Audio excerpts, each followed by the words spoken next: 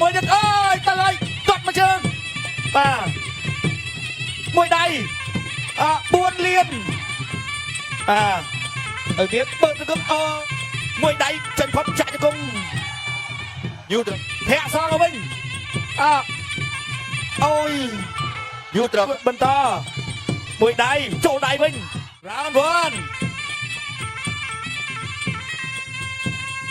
ធាក់អត់ដល់ធាក់ក៏មិនដល់ទាត់មកជើងខាងលើរបស់បឺតសង្ឃឹមទាត់មកជើង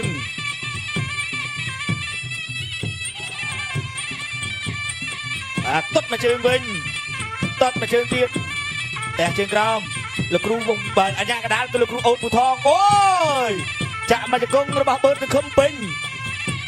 ទាត់ជើងក្រោមមកមួយដៃទៀតបាទអាយ៉ាវាយពីរដៃអត់ទៅបើទៅកំណត់ទៅមាំបាក់គេ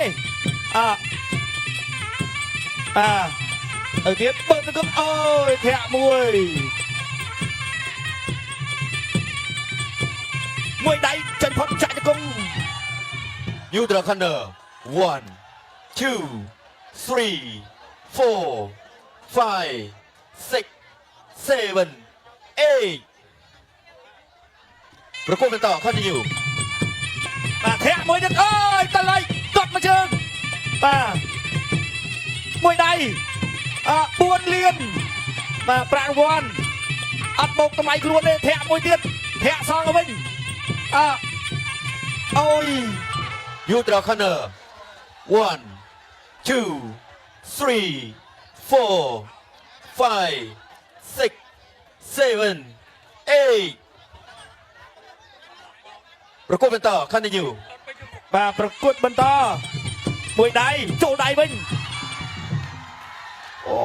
បាទតើហើយជូនដល់គណៈកម្មការបច្ចេកទេសប្រកាសលទ្ធផលជាផ្លូវការបាទសូមអរគុណកីឡាករបង្គោលក្រហមបឺតសង្ឃឹមកម្ពុជាទទួលបានជ័យជំនះដើម្បីកីឡាករបង្គោលយុវពីប្រទេសមីយ៉ាន់ម៉ាត្រូវលោកអញ្ញាកណ្ដាលប្រជុំនៅក្នុងទឹកទី1បាទអបអរសាទរកីឡាករនៃប្រទេសជាតិកម្ពុជាបឺតសង្ឃឹមបាទហើយទទួលបាននៃជ័យជំនះបាទលើកីឡាករបាទមីយ៉ាន់ម៉ាបាទនៅក្នុងទឹកទី1បាទមិនត្រឹមតែប៉ុណ្ណោះក៏ទទួលបានប្រាក់ឧបត្ថម្ភពីអ្នកអង្គការលៀងមេងបាទចំនួន4លាន